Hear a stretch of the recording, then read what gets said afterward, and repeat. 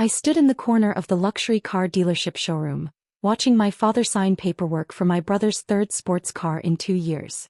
A cherry red Porsche 911. Base price, $115,000. Dad glanced back at me with that familiar expectant look.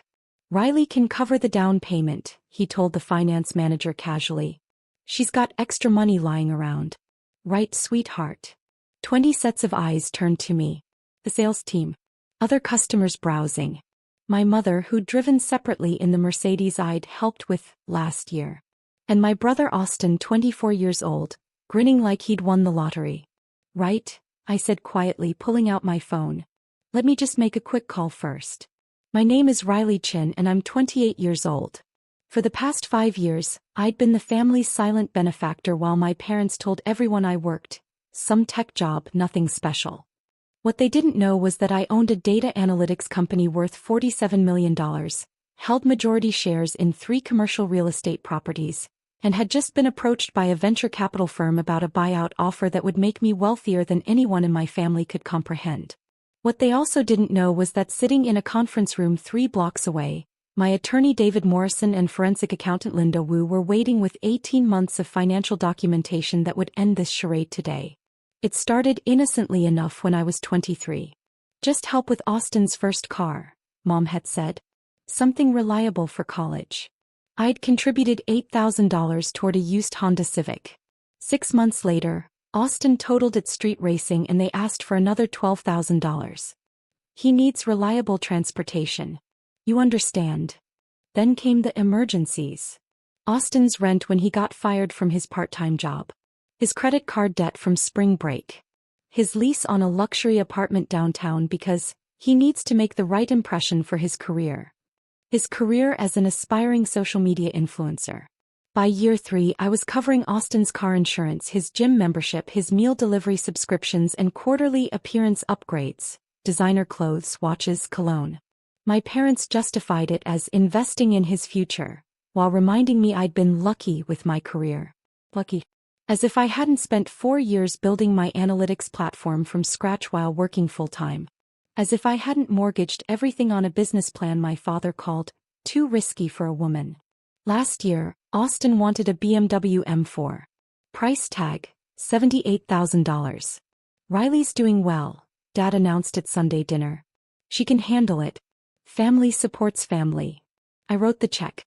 But I also hired Linda Wu. Your family is systematically exploiting you, Linda had said during our first meeting, reviewing bank statements. In 5 years, you've given them $340,000 in direct transfers. But the concerning part is what they're doing without asking. She showed me credit card statements. Store cards opened with my information. A second mortgage on my parents' house using my credit score and forged income documentation. Even Austin's apartment lease listed me as a co-signer. Something I'd never agreed to. This is fraud, Linda said flatly. And we need to document everything before they escalate further. So I documented. For 18 months, I played the dutiful daughter and sister while Linda and David built an airtight case. I attended Sunday dinners where Austin showed off his BMW and my parents praised his entrepreneurial spirit. I smiled through their stories about my stable little tech job, while Austin posted Instagram photos captioned, "Blessed with family support." Support I was unknowingly providing through identity theft and financial manipulation. 2 weeks ago David called. We're ready. We have everything. The fraud, the forged documents, the unauthorized accounts. And Riley, there's something else. Your parents took out a $200,000 business loan in your name. They used it to open a car detailing business for Austin. My blood ran cold. What? The loan application lists your companies as collateral. They forged your signature on corporate documents. If Austin's business fails, which it's already doing, the lender can come after your actual business assets. That's when I stopped playing nice. I scheduled this car dealership meeting specifically. Told my parents Austin deserved something special for his 24th birthday. Let them believe I'd roll over one more time. And arranged for David and Linda to arrive at precisely 3:45 p.m. with a briefcase full of evidence and 3 very interested parties. An FBI agent, a bank fraud investigator, and representatives from the commercial lender my parents had defrauded. I checked my watch. 3:43 p.m. So, Riley, the finance manager said, pulling up the payment calculator, your father mentioned you'll cover the $35,000 down payment? Actually, I said, let's wait just a moment. I have some people joining us. Dad's smile faltered. People. The dealership's glass doors opened. David Morrison entered first, lawyer crisp in his charcoal suit. Linda Wu followed with her laptop bag. Behind them came FBI Special Agent Torres, bank fraud investigator Sarah Mitchell, and two representatives from Northstar Commercial Lending in expensive suits and grim expressions. The showroom went silent. What's going on? Mom's voice pitched high. Riley, who are these people? David set his briefcase on the sales desk with a heavy thunk. Mr. and Mrs. Chen, I'm David Morrison, Ms. Chen's attorney. This is Linda Wu, forensic accountant, FBI Special Agent Torres, and representatives from Northstar Lending. We're here to discuss substantial financial fraud committed against my client over the past 5 years. Austin stood up. Fraud? What are you talking about? Linda opened her laptop and the dealership's TV screens, meant for showcasing car features, suddenly displayed financial documents. Bank statements. Credit applications. Loan paperwork. Let's start with the basics, Linda began, her voice carrying across the showroom. Over 5 years, the Chen family has extracted $340,000 from Riley Chen through a combination of emotional manipulation and outright fraud. 23 unauthorized credit accounts. Forged signatures on 12 financial documents. And most recently, a $200,000 business loan taken in Riley's name using her companies as collateral without her knowledge or consent. Dad's face went white. We didn't. March 2023, Linda continued, pulling up documents. American Express card opened in Riley's name. Used exclusively for Austin Chen's expenses. Current balance, $34,000. July 2023. BMW financial loan for $78,000, co-signed by Riley Chen without her knowledge. Signature forged. She zoomed in on the signature. It was close to mine, but the forgery was obvious when examined. December 2023.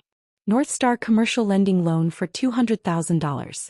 Application lists Riley Chen as primary borrower with her 3 companies, DataSync Analytics, Chen Properties LLC and Quantum Solutions Group, as collateral. Signature forged. Corporate documents falsified.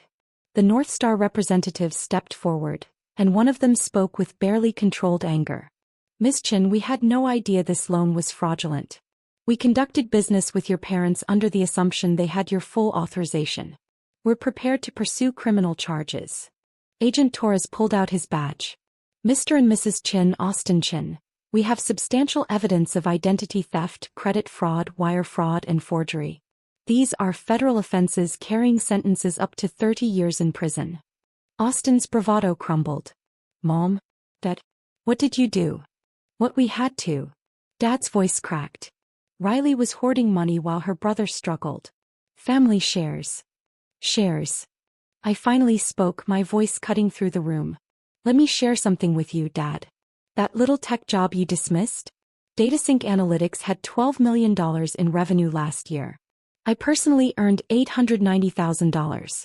The commercial real estate portfolio I built? Worth $23 million. My total net worth? $47 million. Mom made a choking sound. And that business loan you took out in my name? That loan you're defaulting on? To put my actual companies at risk. Companies I built while you told everyone I was lucky. While Austin posted Instagram photos in cars I unknowingly paid for. I turned to the Northstar representatives.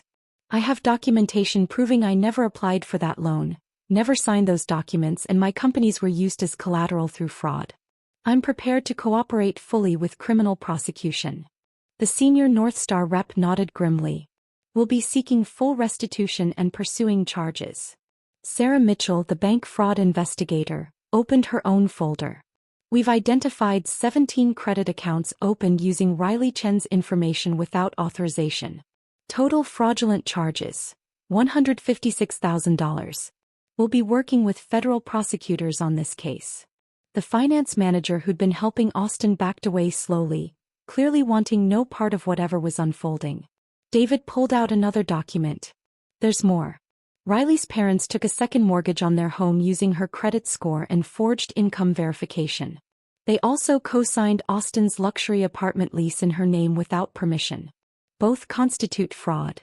We're her parents. Mom cried. She owes us. We raised her. You've committed federal crimes, Agent Torres said. Forgery, identity theft, fake loan documents. The evidence is clear. You're facing prison unless you take a plea deal. Austin sank into a chair, pale. The business loan. The car shop. It's failing. We're 3 months behind.